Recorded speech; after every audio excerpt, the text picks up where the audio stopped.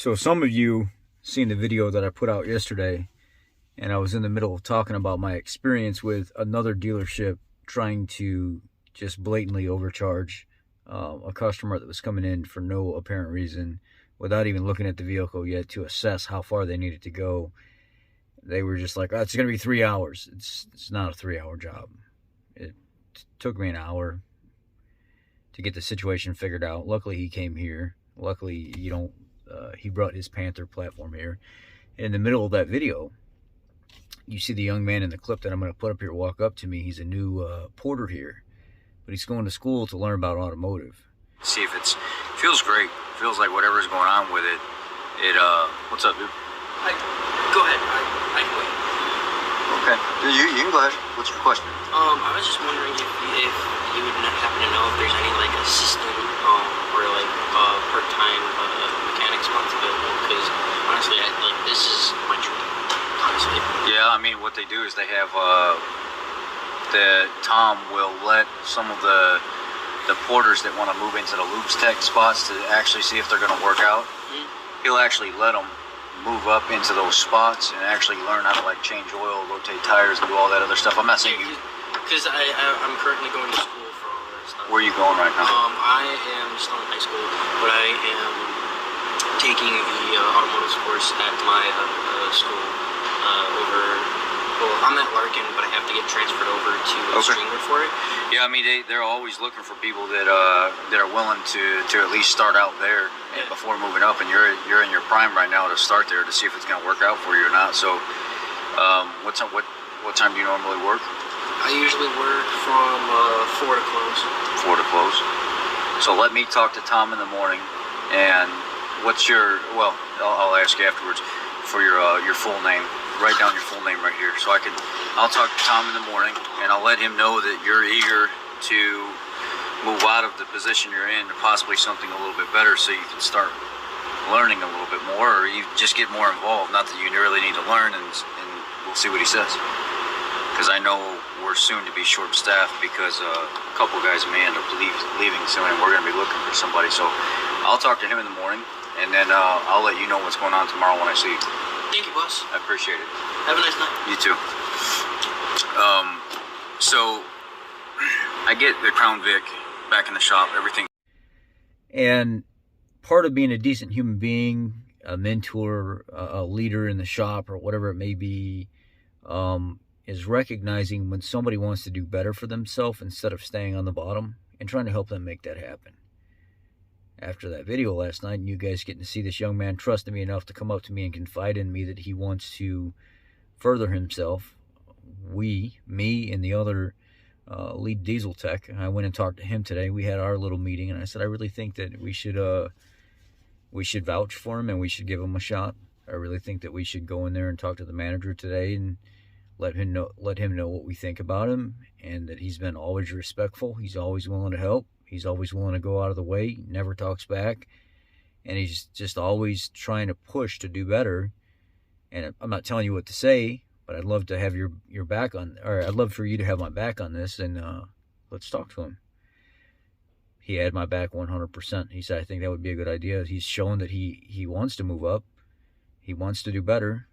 So me and you both today will go talk to the manager. The manager called him in his office, and they had a meeting, and it went really well. So it looks like this may happen. But this is part of my message to you guys out there. You shop foremen, you managers out there, you lead techs in shops that have lube techs and porters and stuff like that want to move up in the world. The worst thing for you to do as a leader in their eyes, or some kind of mentor, or somebody of some kind of skill set and acknowledgement in their eyes, is to keep your foot on the top of their head as if you're trying to just barely drown them all the time and never let them advance.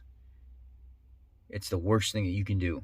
It's so demoralizing to a male or female, a young man or young woman. It's so demoralizing. It almost shows as if you'd rather use them for what they can do on the bottom so you don't have to do it, or you don't have to struggle at some point in time to fit in somewhere. And you're better than that. And you'd rather leave them there so you never have to do those less than things that you're already, that you don't think you should have to do. What if you lose a bunch of lube techs and you got to change oil? So what? Change the fucking oil. It's not a big deal. Change it. Don't complain about it. There's a lot of older guys in the field that think they're just too damn good to change oil. Just do it. You're going to be the best person to look and see what's going on with that vehicle, even if you're not getting paid all that much to change that oil, to see, hey, when I was pulling that vehicle and I heard a wheel bearing sound, that really needs to be checked out. Maybe we can get a little diag time and I can get that wheel bearing changed out for you. Hey, when I was going to back out of the stall after I got done changing the oil and stuff, when I'd hit the gas, it brrr, and then it would clear up, and then brrr, and clear up, and brrr, and clear up. You got a belt that's stretched and your tensioner is bouncing off of its stop. It's a quick little upsell, quick little bit more money in your pocket or whatever. You might be able to see several things. You're going to do a better job as a senior or a master or whatever at seeing those things that you think you're too good to change oil that somebody else may have missed, which I've done that dozens, hundreds of times. Hey, what's that sound I'm hearing that you didn't tell me about? And go down there and diagnose, and you got a alternator front bearing or something going out. Upsell that the lube tech missed that you so don't think you're too good to do an oil change, because that oil change may turn into some decent money, and let the guy that was in those spots before move up so he has a chance to make a good living and stuff as well. And that's what this was all about. This was simply all about seeing somebody that was hungry, that wanted to move up, that deserves a chance no matter what color, race, religion, preference, alphabet you are. You deserve a chance. And if you want to better yourself, it's our job as mentors and good human beings to make it happen. And now me and the diesel tech talked today and went and talked to the manager, and the manager is going to give him a shot. It's all because there was people that cared, that seen he was eager. He reached out. He was nervous, but he looks up to me. And I didn't even tell him to call me boss. That's just what he calls me, because that's how he sees me in his eyes. I'm not a boss.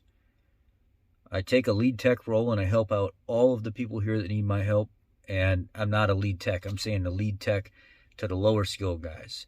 There are guys here with way more years than me that I would never consider myself a lead tech to them. You know, I go to them when I need stuff answered sometimes that I don't understand on, vehicles before my time or when I came in the industry. They know a hell of a lot more than me. I'm just good at my job. I'm good at what I do. I'm good at the electronics and programming and stuff like that. Other things that people don't want to do, but we're all equally good.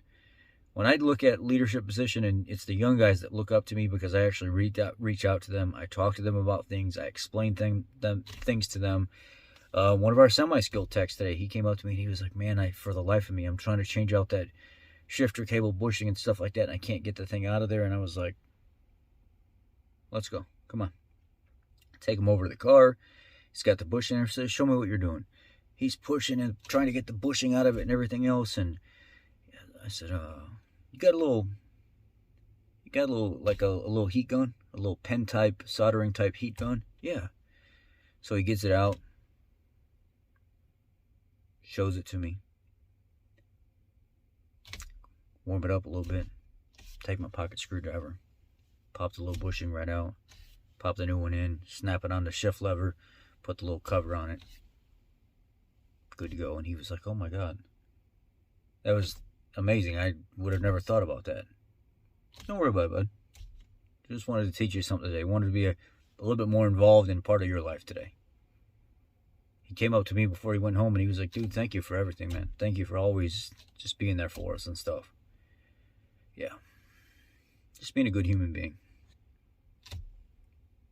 I want one of you out there that has been grumpy and biased and not. I want you to come back to this page in the next couple days and leave me a message saying, look, I don't normally do that stuff, but I did. And I went out and I helped somebody. I showed one of our young guys, our lube techs, our semi-skill something, and it felt pretty damn good. And I just thank you for encouraging me to do that, because I've been stuck in a rut and grumpy for a while, and that actually made me feel good as a human being to go out and do that for somebody else. I want somebody here in the next couple days to let me know. Let me know that you've done something like that and it made you feel good. Y'all be blessed. I just wanted to update you on that. A lot of people were asking what happened with that today. Take care.